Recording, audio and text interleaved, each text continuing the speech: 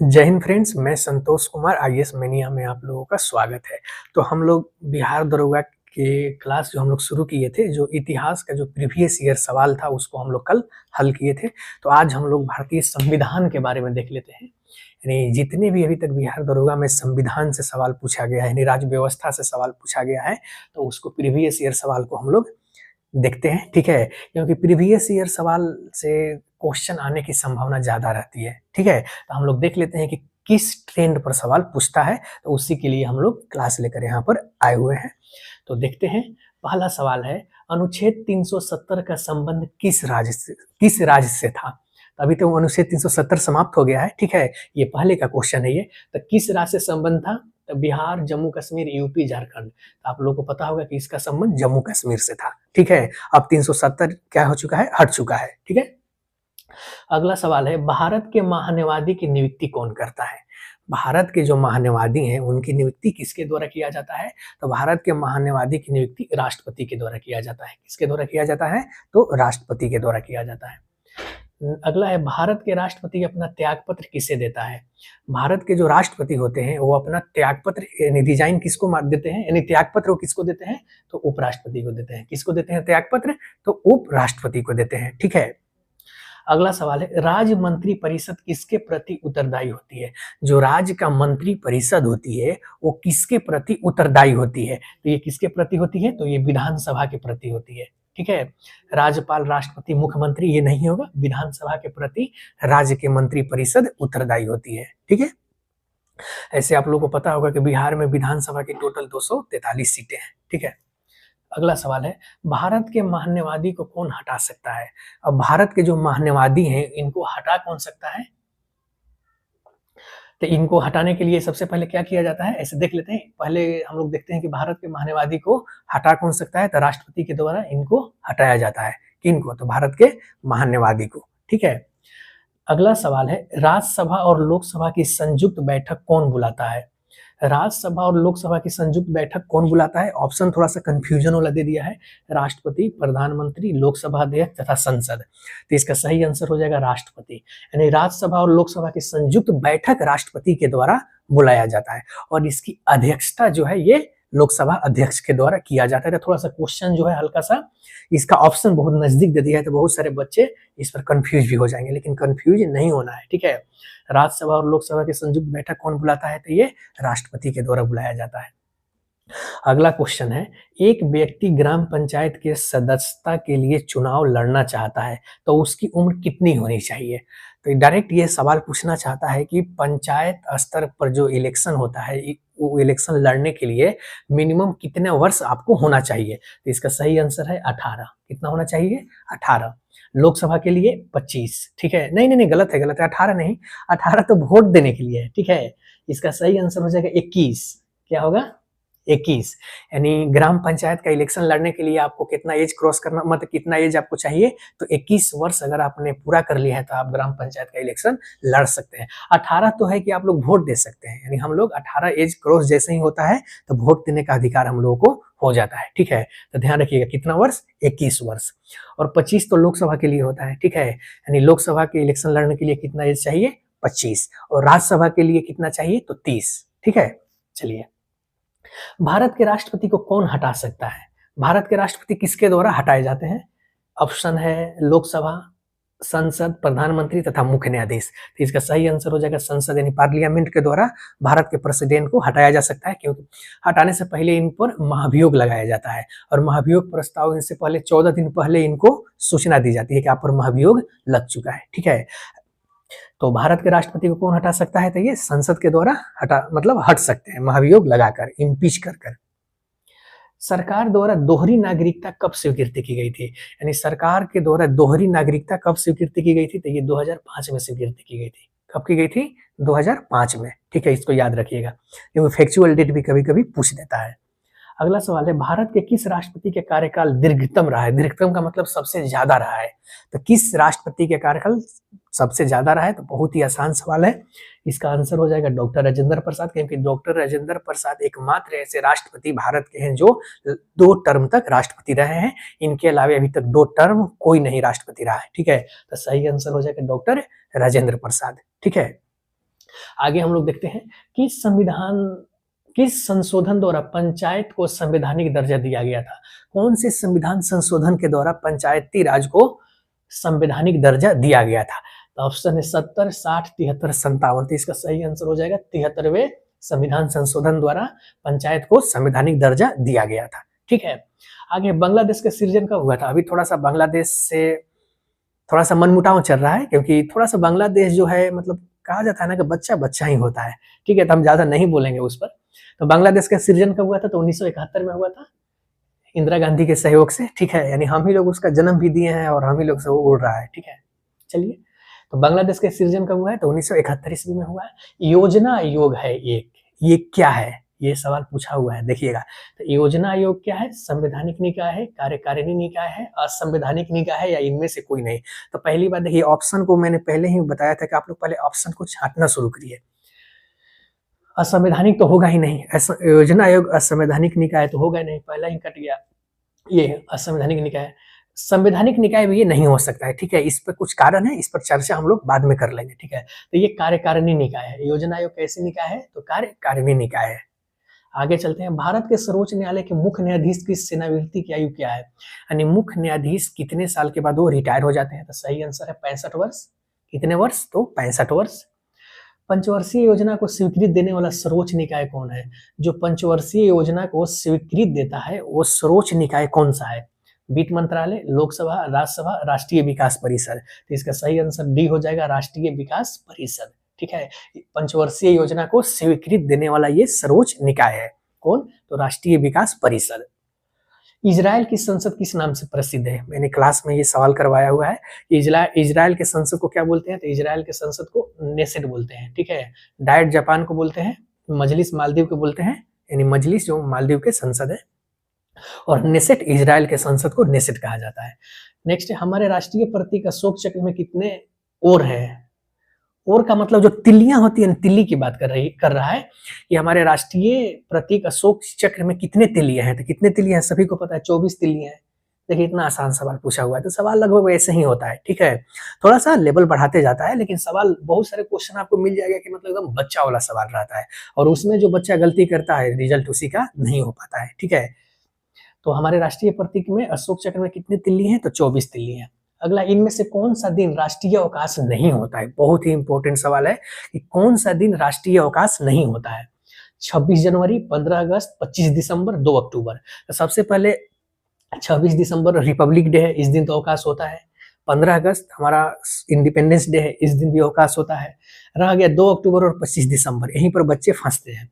25 दिसंबर Christmas day है और 2 अक्टूबर महात्मा गांधी का जन्म दिवस है, और लाल बहादुर शास्त्री का भी। ठीक है, तो 2 अक्टूबर को भी अवकाश होता है, 15 अगस्त को भी होता है, 26 जनवरी को भी होता है, लेकिन 25 दिसंबर को अवकाश नहीं होता है। तो इसका सही आंसर क्या हो जाएगा? 25 दिसंबर। ठीक है, क्रिसमस डे के दिन अवकाश भारत में नहीं होता है।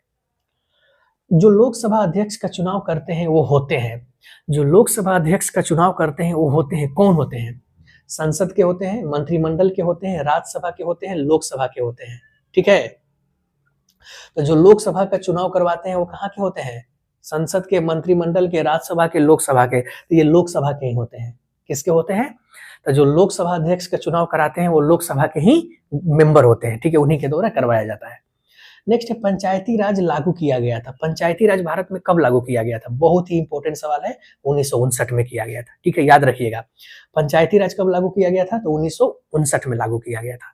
अगला सवाल है, उपचुनाव कराया जाता है। बहुत ही इंपॉर्टेंट सवाल ये भी है कि आप लोग सुने होंगे एक टर्म उपचुनाव, यानी उपचुनाव कराया जाता है, ये कितने सालों पर या कब कराया जाता है? देखिए, 5 साल के बाद, 3 साल के बाद, 2 साल के बाद, कभी भी। तो उपचुनाव कभी भी कराया जा सकता है। इसका सही आंसर क्या हो जाएगा? डी हो जाएगा। क्या? तो कभी भी कराया जा सकता है। ठीक है, आगे देख लेते हैं हम लोग। भारत के राष्ट्रपति जिन सदस्यों द्वारा चुने जाते हैं वो होते हैं, यानी जिन सदस्यों के द्वारा भारत के राष्ट्रपति चुने जाते हैं वो कौन कौन होते हैं? लोकसभा के, राज्यसभा के, संसद एवं राज्यों के, विधानसभा के, या जनता के प्रतिनिधियों के। तो इसका सही आंसर हो जाएगा संसद एवं राज्यों के, विधानसभा के। यही मेंबर होते हैं जो राष्ट्रपति का इलेक्शन, यानी राष्ट्रपति को इलेक्शन में वो लोग वोट देते हैं और वहीं से वो राष्ट्रपति जीतते हैं या बनते हैं। ठीक है, इनमें से कौन भारत के राष्ट्रपति द्वारा नियुक्त नहीं होते हैं। बहुत ही अच्छा सवाल है ये। इनमें से कौन भारत के राष्ट्रपति के द्वारा नियुक्त नहीं होते हैं? राजदूत, प्रधानमंत्री, भारत के मुख्य न्यायाधीश या उपराष्ट्रपति। तो देखिए उपराष्ट्रपति इसका सही आंसर हो जाएगा, क्योंकि उपराष्ट्रपति राष्ट्रपति के द्वारा नियुक्त नहीं होते हैं, क्योंकि उपराष्ट्रपति का भी इलेक्शन करवाया जाता है। ठीक है, यानी उपराष्ट्रपति का भी इलेक्शन होता है, तो इसका सही आंसर हो जाएगा उपराष्ट्रपति। बाकी राजदूत, प्रधानमंत्री, भारत के मुख्य न्यायाधीश, ये इनको नियुक्त किया जाता है। इसे प्रधानमंत्री का भी इलेक्शन से ही बनते हैं ये। ठीक है।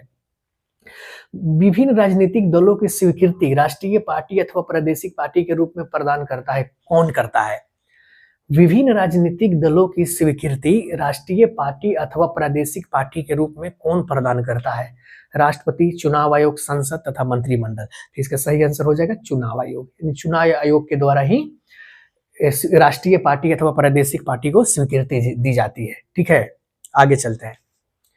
भारतीय संविधान के अनुसार राज्य का कार्यकारी अध्यक्ष कौन होता है?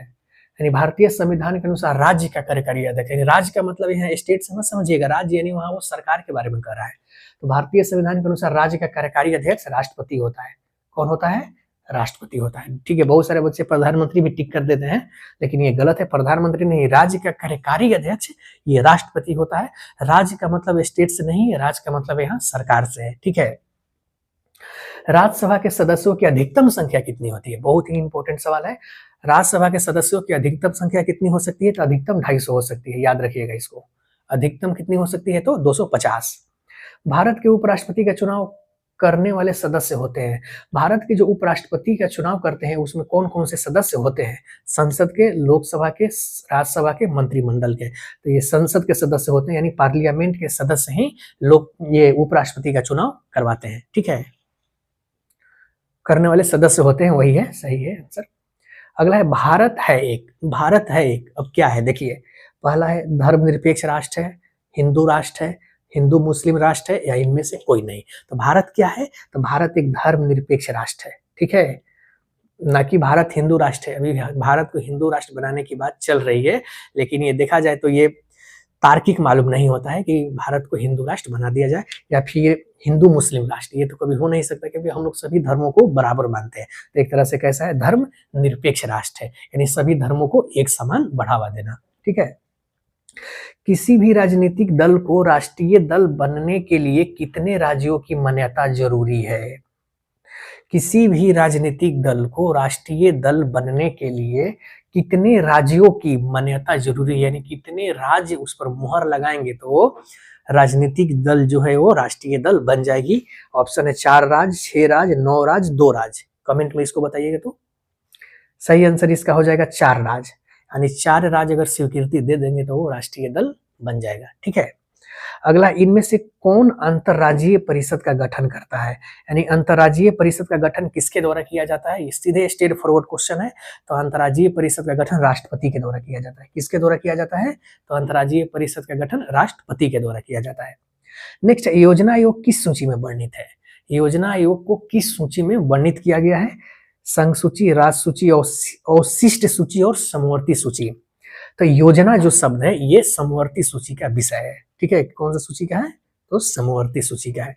नेक्स्ट है, भारतीय संविधान का कौन सा भाग राज्य के नीति निर्देशक तत्वों को लेकर आता है? यानी राज्य के नीति निर्देशक तत्व भारतीय संविधान के कौन से भाग में है? तो ये भाग 4 में है। ठीक है, भाग 3 में कौन क्या है? तो भाग 3 में मौलिक अधिकार है, और भाग 4 में नीति निर्देशक तत्वों को रखा गया है। ठीक है, तो हम लोग आगे देखेंगे।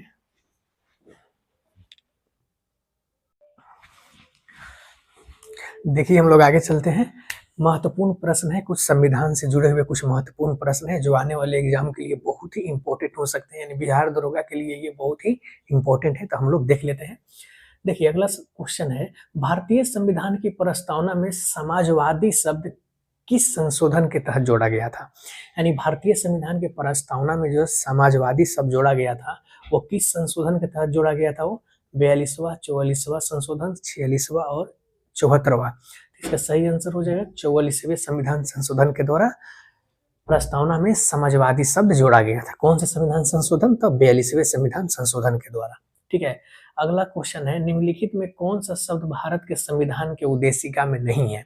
इनमें से कौन सा शब्द भारत के संविधान के उद्देशिका में नहीं है? समाजवादी, पंथ निरपेक्ष, तो प्रभुता संपन्न तथा लोक कल्याण। तो समाजवादी है, पंथ निरपेक्ष है, प्रभुता संपन्न है, लोक कल्याण नहीं है। तो इसका सही आंसर क्या हो जाएगा?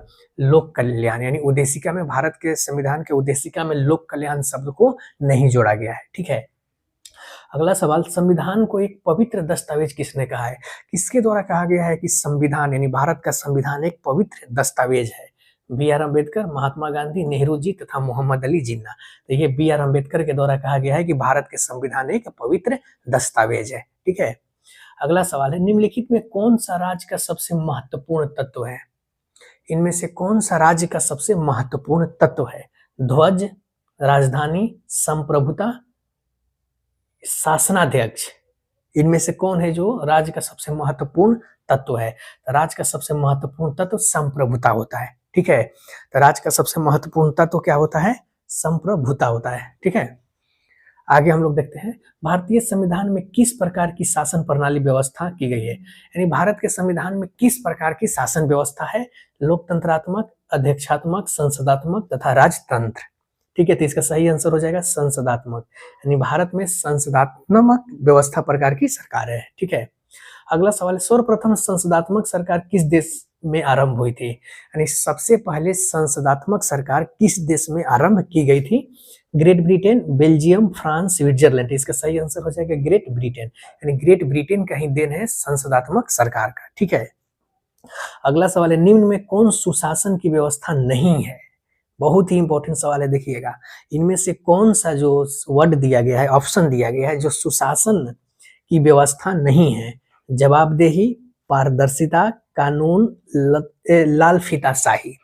देखिए, कानून का व्यवस्था जो है जवाबदेही भी है, पारदर्शिता भी है, कानून भी है तथा लाल फीताशाही नहीं है। ये अफसर से जोड़कर देखा जाता है। ठीक है। तो लाल फीताशाही सुशासन की व्यवस्था का रूप नहीं है। याद रखिएगा इसको, एग्जाम में ये आने वाले एग्जाम के लिए इंपॉर्टेंट हो सकता है ये।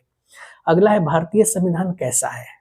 बहुत ही आसान सा सवाल है कि भारतीय संविधान कैसा संविधान है? कठोर है, लचीला है, या ना कठोर है ना लचीला है, या थोड़ा कठोर और थोड़ा लचीला है? तो भारतीय संविधान थोड़ा कठोर थोड़ा लचीला है। ठीक है। यानी दोनों मिश्रित है। ठीक है। यानी कठोर और लचीला का मिश्रण है इसमें। अगला सवाल है, किस वर्ष जन गण मन को भारतीय राष्ट्रगान के रूप में अपनाया गया था? तो 24 जनवरी 1950 ईस्वी को राष्ट्रगान जन गण मन को भारतीय संविधान में अपनाया गया था। ठीक है।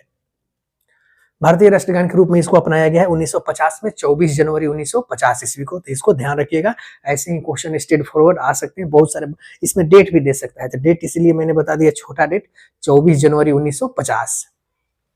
अगला सवाल है, भारतीय राष्ट्र ध्वज में चक्र किसका प्रतीक है? जो भारतीय राष्ट्र ध्वज में जो चक्र है वो चक्र किसका प्रतीक है? स्वतंत्रता का, न्याय का, समानता का, भाईचारे का। ठीक है। तो भारतीय संविधान में चक्र जो है ये न्याय का प्रतीक है। चक्र किसका प्रतीक है? तो ये न्याय का प्रतीक है। ठीक है। नेक्स्ट है, नए राज्य के गठन की शक्ति किसमें निहित है? यानी किसी नए राज्य का गठन करना हो तो ये किसमें शक्ति, यानी किसके कहने पर नए राज्य का गठन किया जा सकता है?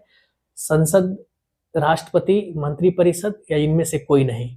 ठीक है। तो इसका सही आंसर क्या हो जाएगा? संसद में। यानी संसद के कहने पर नए राज्यों का गठन हो सकता है। यानी नए राज्यों का गठन के लिए संसद ही उत्तरदायी है। संसद के द्वारा ही नए राज्यों का गठन किया जाता है। तो उसको ध्यान में रखिएगा। आगे, तेलंगाना राज्य बन जाने के बाद भारत में राज्यों की संख्या कितनी है? बहुत ही आसान है, 28 है, अभी भी 28 है। ऐसे जम्मू कश्मीर के विलय हो गया था तो 29 हो गया था, फिर उसको केंद्र शासित प्रदेश में कन्वर्ट कर दिया गया था, तो फिर एक घटकर 28 हो गया था, अभी भी 28 है। निम्न में कौन संघ राज्य क्षेत्र नहीं है? थोड़ा सा ध्यान रखिएगा, ये कंफ्यूजन क्रिएट करेगा यहाँ। यानी इनमें से कौन सा संघ राज्य क्षेत्र नहीं है? अंडमान निकोबार, लक्षद्वीप, गोवा, पुडुचेरी। तो अंडमान निकोबार क्या है? केंद्र शासित प्रदेश है। लक्षद्वीप भी केंद्र शासित प्रदेश है, पुडुचेरी भी केंद्र शासित प्रदेश है, लेकिन गोवा एक स्टेट है, यानी केंद्र शासित प्रदेश ये नहीं है। तो इसका सही आंसर हो जाएगा गोवा। अगला, किस संविधान संशोधन द्वारा दिल्ली को राष्ट्रीय राजधानी क्षेत्र का दर्जा दिया गया था? यानी किस संविधान संशोधन के तहत दिल्ली को राष्ट्रीय राजधानी क्षेत्र का दर्जा दिया गया था? 67वां संविधान संशोधन, 69वां संविधान संशोधन, 68वां संविधान संशोधन, 17वां संविधान संशोधन। तो इसका सही आंसर हो जाएगा 69वां संविधान संशोधन। यानी 69वें संविधान संशोधन के द्वारा दिल्ली को राष्ट्रीय राजधानी क्षेत्र का दर्जा दिया गया था। तो इसको ध्यान रखिएगा। ठीक है। आगे, आंध्र प्रदेश भाषाई राज्य के रूप में कब गठित हुआ? आंध्र प्रदेश भाषाई राज्य के रूप में कब गठित हुआ था? तो ये 1953 में गठित हुआ था। कब हुआ था? तो 1953 में। अगला है मौलिक अधिकारों के अंतर्गत कौन सा अनुच्छेद बच्चों के शोषण से संबंधित है? यानी बच्चों के शोषण, इनमें से किस अनुच्छेद में बात कहा गया है? तो अनुच्छेद 17, 18, 23, 20 और 24। इसका सही आंसर हो जाएगा 24, 23, 24 में, और खासकर 24 में बच्चों के शोषण पर बल दिया गया है। ठीक है, यानी बच्चों के शोषण से संबंधित है अनुच्छेद 24। नेक्स्ट है, संविधान के किस प्रावधान द्वारा अस्पृश्यता का उन्मूलन किया गया है? अस्पृश्यता का उन्मूलन अनुच्छेद 17 के द्वारा किया गया है। बहुत बार ये सवाल, कम से कम ये नहीं हूं, हर एक एग्जाम में ये सवाल रिपीट करता है कि अस्पृश्यता का उन्मूलन कौन से अनुच्छेद में है? तो 17 में है। तो इसको ध्यान रखिएगा। ठीक है, 18 में उपाधियों का अंत है। नहीं, 18 में दूसरा चीज है, उपाधि का अंत नहीं है। इसको देख लेते हैं एक मिनट में। आगे 18 में उपाधि का अंत है। ठीक है, उपाधि का अंत अनुच्छेद 18 में कहा गया है। अगला है मौलिक अधिकारों का संरक्षक है, यानी इनमें से कौन सा बॉडीज जो है मौलिक अधिकारों का संरक्षक है? सर्वोच्च न्यायालय, संसद, राष्ट्रपति, प्रधानमंत्री। तो सर्वोच्च न्यायालय मौलिक अधिकारों का संरक्षक माना जाता है, यानी माना गया है कि सर्वोच्च न्यायालय मौलिक अधिकार का संरक्षक भी है। ठीक है, किस संविधान संशोधन द्वारा संपत्ति के अधिकार समाप्त किया गया? संपत्ति का अधिकार किस संविधान संशोधन के द्वारा समाप्त किया गया है? 24वां, 44वां, 25वां, 42वां। तो ये 44वें संविधान संशोधन के द्वारा संपत्ति के अधिकार को समाप्त करके इसको अनुच्छेद 300A के तहत इसको जोड़ दिया गया है। ठीक है, आगे वर्तमान समय में भारतीय संविधान के अंतर्गत संपत्ति का अधिकार क्या है? अच्छा, वर्तमान समय में संपत्ति का अधिकार क्या है? कैसा अधिकार है? तो एक तरह से वैधानिक अधिकार है, यानी कानूनी अधिकार है। तो संपत्ति का अधिकार अब कैसा है? तो कानूनी है, वैधानिक अधिकार है। ठीक है, आगे देखिए, सेवा की अधिकार की अवधारणा प्रारंभ हुई थी, यानी सेवा की अधिकार की अवधारणा किस देश से प्रारंभ हुई थी? फ्रांस से, अमेरिका से, जर्मनी से, ग्रेट ब्रिटेन से। तो इसका सही आंसर हो जाएगा ग्रेट ब्रिटेन से, यानी ग्रेट ब्रिटेन से पहली बार सेवा की अवधारणा प्रारंभ हुई थी। ठीक है, आगे बंधुआ मजदूर उन्मूलन अधिनियम संसद ने कब पारित किया था? बंधुआ मजदूर उन्मूलन अधिनियम संसद के द्वारा कब पारित किया गया था? 1971 में, 1976 में, 1979 में, 1991 में। तो इसका सही आंसर हो जाएगा 1976 में, यानी बंधुआ मजदूर उन्मूलन अधिनियम 1976 में संसद के द्वारा पारित किया गया था। नीति निदेशक सिद्धांत है, नीति निदेशक कैसा सिद्धांत है? वाद योग नहीं, मौलिक अधिकार कोई नहीं। तो नीति निदेशक सिद्धांत जो है ये वाद योग नहीं है, यानी इसको हम लोग कानून के समक्ष चुनौती नहीं दे सकते हैं नीति निदेशक सिद्धांत को। ठीक है, अगला है भारतीय संविधान का कौन सा अनुच्छेद भारत की विदेश नीति से संबंधित है? यानी भारतीय संविधान का कौन सा अनुच्छेद भारत की विदेश नीति से संबंधित है? तो अनुच्छेद 380, 312, 300, अनुच्छेद 60, अनुच्छेद 51। तो इसका सही आंसर हो जाएगा अनुच्छेद 51, यानी अनुच्छेद 51 भारत के विदेश नीति से संबंधित है। ठीक है, आगे संविधान में मौलिक कर्तव्यों को कब सम्मिलित किया गया था? यानी भारतीय संविधान में मौलिक कर्तव्य को कब सम्मिलित किया गया था? 1976 में, 79 में, 75 में, 1978 में। तो इसका सही आंसर हो जाएगा 1976 में। ठीक है, राष्ट्रपति के उम्मीदवार के लिए क्या आवश्यकता नहीं है? यानी किसी को राष्ट्रपति अगर बनना है तो उसके लिए क्या आवश्यकता नहीं है? पहला, आयु 35 वर्ष हो, ये तो आवश्यक है। संसद चुने जाने की योग्यता हो, ये भी आवश्यक हो, क्योंकि 25 वर्ष पार करेगा तभी तो संसद में जाएगा। देश का नागरिक हो, ये भी आवश्यक है। पढ़ा लिखा हो, ये उतना आवश्यक नहीं है, यानी ये सटीक नहीं बैठता है। तो ये ऑप्शन सी हो जाएगा कि राष्ट्रपति के उम्मीदवार के लिए क्या आवश्यक नहीं है? तो वो पढ़ा लिखा हो, कोई आवश्यक नहीं है। ठीक है, बट ये तीनों फुलफिल होना चाहिए। आगे राष्ट्रपति का रिक्त स्थान भर लेना चाहिए। राष्ट्रपति हाँ, सवाल है, राष्ट्रपति का रिक्त स्थान भर लेना चाहिए 90 दिनों में, 6 माह में, 9 माह में या 1 वर्ष में? तो इसका सही आंसर हो जाएगा 6 माह में। यानी राष्ट्रपति का, यानी अगर कोई राष्ट्रपति की मृत्यु हो जाती है तो मृत्यु होने के बाद एक नए राष्ट्रपति का इलेक्शन होना जरूरी है। तो 6 माह के अंदर राष्ट्रपति का चुनाव हो जाना चाहिए। ठीक है, तो ये ध्यान रखिएगा, बहुत बड़े एग्जाम में ये सवाल पूछा हुआ है। अगला सवाल है, भारत के राष्ट्रपति पर महाभियोग चलाने के लिए कम से कम कितने दिन पूर्व उनको सूचना देना आवश्यक है? यानी किसी भी राष्ट्रपति को अगर राष्ट्रपति पर अगर महाभियोग चलाना है तो उनको महाभियोग चलाने से पहले कितने दिन पहले उनको सूचना देना जरूरी है? 7 दिन, 14 दिन, 21 दिन, 6 माह। तो 14 दिन पहले उनको सूचना देना जरूरी है कि हाँ अब आप पर महाभियोग लाया जा रहा है। ठीक है, तो 14 दिन। आगे स्वतंत्र भारत के प्रथम राष्ट्रपति थे, बहुत ही इजी है। यूपी से, आंध्र प्रदेश से, बिहार से, केरल से, तो राजेंद्र प्रसाद पहले थे और राजेंद्र प्रसाद बिहार के सिवान जिले के जीरादेई गांव के रहने वाले थे, तो ये बिहार से हो जाएगा। अगला सवाल, राष्ट्रीय सुरक्षा समिति का प्रधान कौन होता है? यानी राष्ट्रीय सुरक्षा समिति का जो होता है वो प्रधान यानी प्रधान कौन होता है? हाँ, तो प्रधान कौन होता है? गृह मंत्री, प्रधानमंत्री, राष्ट्रपति, उपराष्ट्रपति। बहुत सारे बच्चे यहाँ पर कंफ्यूज होते हैं, तो इसका सही आंसर होता है होगा राष्ट्रीय सुरक्षा समिति का प्रधान प्रधानमंत्री ही होता है। कौन होता है? तो प्रधानमंत्री होता है। ठीक है, इसको ध्यान रखिएगा। अगला सवाल है, जो व्यक्ति संसद का सदस्य नहीं है केंद्रीय मंत्री रह सकता है? अगर कोई व्यक्ति अगर संसद का सदस्य नहीं है तो वो केंद्रीय मंत्री रह सकता है कितने दिनों तक? 1 वर्ष, 6 माह, 3 माह, 1 माह। तो वह 6 माह तक रह सकता है। ठीक है, उसके बाद 6 माह के बाद उसको राज्यसभा से सदस्यता लेनी पड़ेगी, जैसे हमारे विदेश मंत्री जयशंकर साहब है। तो ये इनसे पहले ये जो थे ये इनको ब्यूरोक्रेट थे, ठीक है, तो इनको डायरेक्ट मंत्री बना दिया गया, फिर मंत्री बनाने केंद्रीय मंत्री यानी विदेश मंत्री बनाया गया, फिर 6 माह बाद इनको राज्यसभा से इनको सदस्यता दिलाया गया था। ठीक है, तो हम लोग देख लिए। तो पॉलिटी का ये जितने भी सवाल अभी तक एग्जाम में आया हुआ है और ये जो है आने की संभावना बनती है जो अभी हम कराए हैं, तो आप लोग इसको अच्छे से रिवीजन कीजिएगा, क्योंकि 18 और 21 तारीख को जो बिहार दरोगा का एग्जाम होने वाला है उसके लिए बहुत ही इंपॉर्टेंट है। तो चलिए हम लोग अगले मिलते हैं क्लास में। धन्यवाद।